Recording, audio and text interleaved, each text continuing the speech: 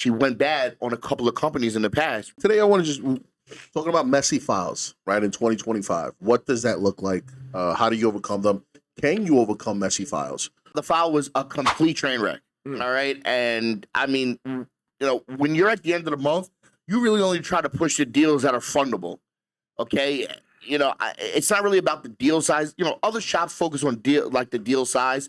We like to focus here on units. Okay. We just want to fund as many deals as possible. We want to try to, whatever is put on the table in front of us, we want to try to make sure that we're able to go ahead and get it done. Right. Okay. I looked at the deal. The deal was declined. If you guys know anything about MCA's revenue-based funding, this deal was declined by 15 places because of defaults in the past. I'm not gonna lie. I gave up on that deal. But Jose, you know what? You would have given up on that deal too if you were looking at the file just like me, because of all the mitigating factors. But tell the people what was wrong with the deal, how messy it was. Don't ever give up on a deal. All right. And the reason why is Roger actually fought for this client. What did he do? The deal started off at an approval for $50,000. He's a vet when it comes to MCA funding. Yeah. What he actually did was he was able to speak to a lender, actually present his case, and get the lender to overturn the decline into an approval. But showing the benefit of the funding, what they ended up doing was lowering the approval amount. Right. So it went from 50 to 25 to finally a starter program of $10,000, where they're going to fund the client every 2 to 3 weeks and give I think it was her. Yes. Give her the money every 2 to 3 weeks, but depending on performance. Yeah. We tried to sneak a few past the goalkeeper, got a couple of contracts out, got them signed, but they always caught it. I don't have that particular relationship with that particular underwriter. Roger does. Roger does a couple of $1 million, a month. Roger that. With that particular underwriter. So he went to him and he was like, hey, listen, we need 50. They said, absolutely no way. We'll give you 25.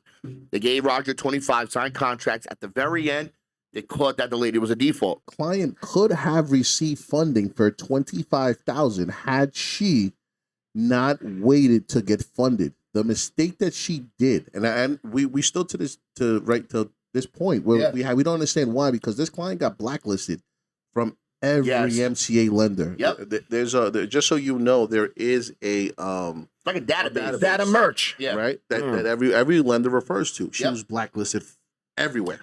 Any way you could possibly think, she was blacklisted. Data merch is something that underwriters use. Okay, it's a private website, especially in the revenue-based field. Yeah, exactly. What it is, it's nothing that the banks use. Nothing that the banks use. Okay, this is specifically for what people in the revenue-based funding field uses. So what they do is before some people underwrite up front, which means as soon as they get the submission, they're automatically going to check some of these, going to check some of these websites to see what the payment history for this client is.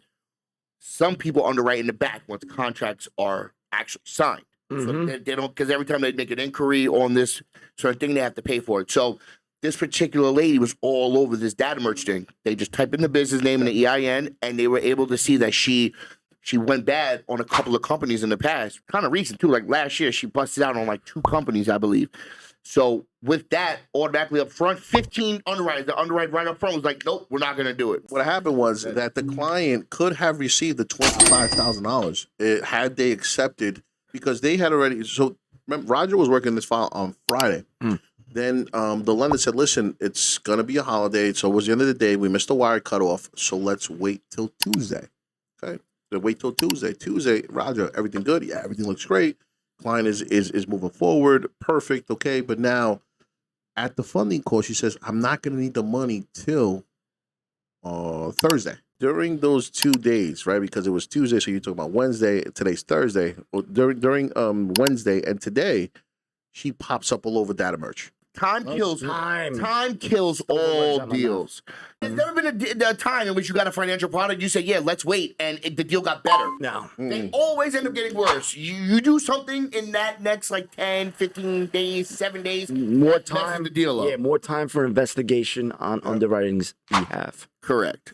And also too, it could kill the deal. Something could happen. Revenue sales drop. You know, you don't have sales. Had a coming bad in, week, right? yeah. Had a bad week. So you don't have sales coming in. You have fraud in your account. Yeah. Something happened. A random lender from 3 years ago takes one little payment out of nowhere, and now they want to know what's going on with that lender. Like there's Correct. so many mitigating factors. If you're trying to get something on the traditional side, now you're swiping your credit card a little bit more. Now your utilization went up. Like so many things happen. The longer a deal is out Yes. and not closed. And then that could definitely make a messy file. Listen, Listen, we love you guys.